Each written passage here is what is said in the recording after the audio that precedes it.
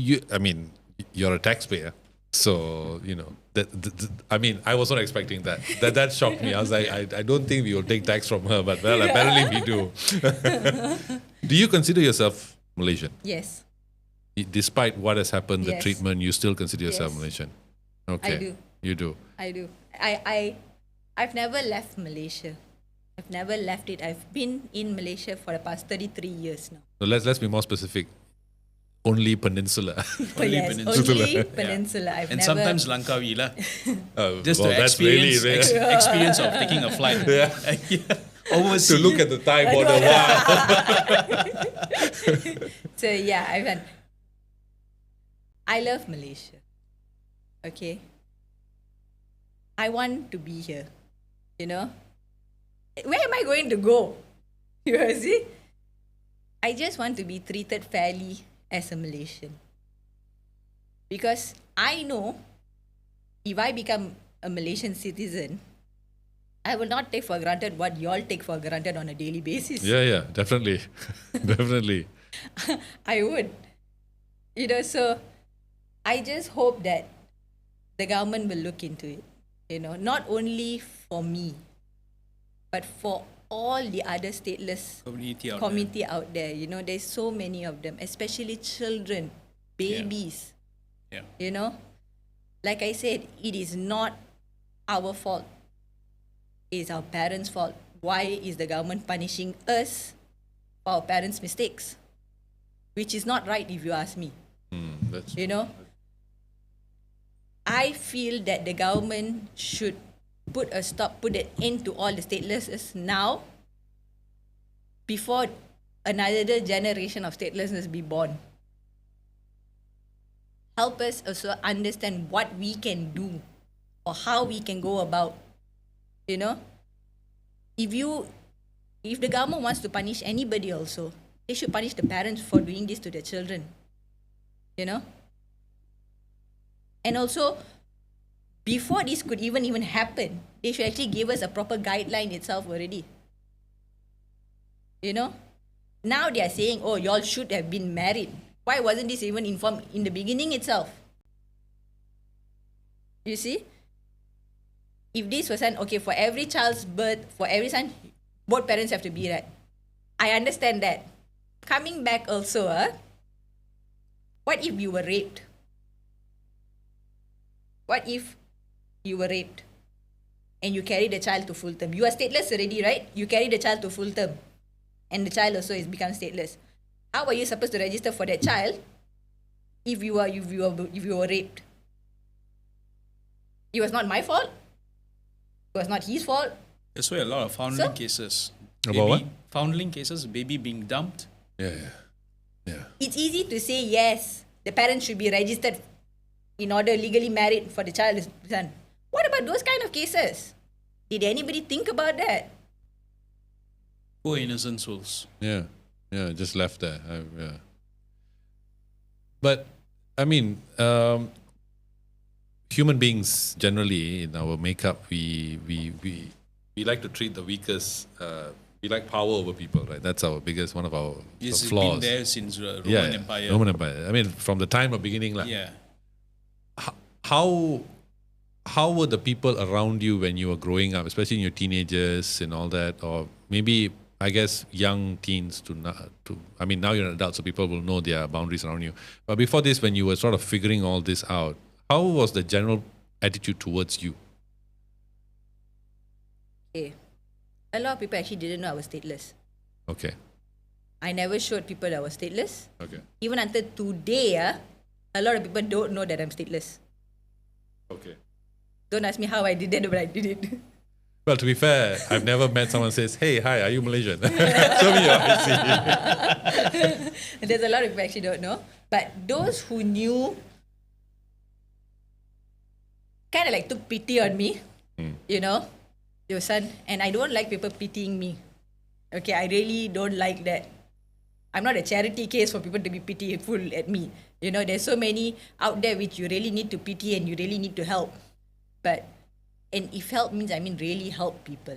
For me, it's just that because, like I said, you know, when I was trying to get my citizenship, when I was trying to get, my birth cert and my IC and all that, every NGO I went, every government office I went, my documents is out there everywhere in KL and Penang. And I waited so long, yet nothing. Everybody said, yeah, I can help. Where's your help? And then, If you really cannot help, just say you cannot help. so for example, you submit a document today. Today is September, and I meet you again next year for the same exhibition for Stateless. They'll ask you the same thing. Can you resubmit your document?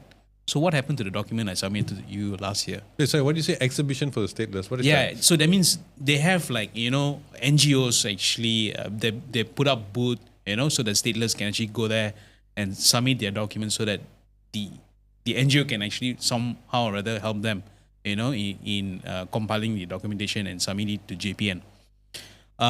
So they'll keep asking you for document year after year, and she got sick and tired of that, and it happened to me as well when I submitted document for Vanessa and the son. They asked me the document again. I was a bit triggered already. So what happened? The document I sent you like 6 months ago. No answer. I told you, welcome to my life. Quiet. So I got so frustrated going to the photostat shop. I bought a photocopy machine in my house. Every time you want a document, I'll photocopy.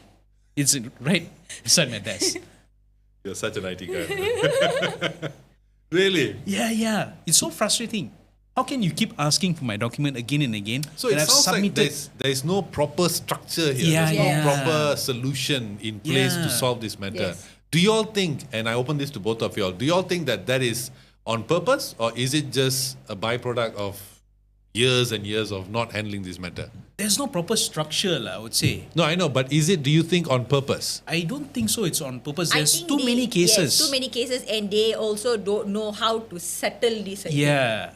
Even it's like blind. So they leading the themselves blind. don't know the extent of the law and how to use the law to. Okay. Correct. It's like the blind leading the blind. Okay. The current government, especially Dato Sri Saifuddin, ever since he has come into Han, KDN. he has actually done a lot. A lot. Okay. No Yeah. jokes. Hats off to him. He Yeah. has done so much. He has, for my son also, when he came in, my son got so many children. I'm talking about children right now. They have actually already they're getting. He's looking into it already now. So I want to say thank you to him also. Yeah, thank you. But also, That's right. he needs to clear up as much backlog Yeah. as he can to really stop this, because this is, for me and my son, it's already 2 generations already. Thank God it's stopping at him. If not, it will continue and continue and continue. What happens to the babies though? That's one thing that I've always wondered. I was talking to a few people talking about stateless babies. What happens to them? So stateless babies is very, very unique because it depends on the baby. If they get adopted by Malaysian parents, the Malaysian adopted parents will need to go through a process. There are documentations they need to produce in JPN for them to register the babies to be a Malaysian. In some cases, babies were actually in the orphanage and all. Those orphanage they have their own processes to obtain the citizenship for the babies, but it's not certain. There are a lot of foundling cases. Yeah, as we speak, there are a lot. Terrible. You just It's imagine a a mess of baby a situation. getting dumped every day, and baby being found in dumpster in the jungle, and it's Babies being sad. killed. Yeah. It's sad. I heard one case recently. A friend of mine's a lawyer, and he showed me one case. Oh my God! I was like, human beings, I tell you. Yeah, Surprising. they could go to that extent. Yeah. Now, I mean, just to I think. I mean, we should definitely have a second episode to this. I think there's a lot more to discuss. Right? We try to fit everything in 1 hour. It's impossible. But how would, for you, how would getting a blue IC change your life to what it is now? from what it is now? It will change a lot if you ask me. I will have the what do you call, like, at least I know I'm recognized as a Malaysian, you know. She wants to study Yeah, nice. That's Yeah. what's your hotel management. okay. And also, at least I know that my future will still be, it will be clearer and it will be better. Because right now, living in limbo, you're not here nor there, is scary.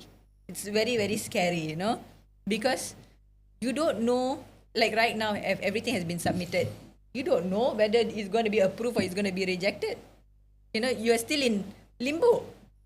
And if I get my citizenship or even getting PR, that's even more, you know, it will really change my future. You know, it will really change from now what will I be able to do. I'll be able to give back, you know. At least once I get this, I can help those who are actually stateless. I can actually, because now I already know what are the processes, what you need to do, how much you need running around. At least I can go and help them out and also try my best to get them something also. Yeah, we have actually documented the journey. I've actually done it. So once we have, it's proven that this way actually works. So we can actually help others who in dire situation, you know, helpless. That's our goal.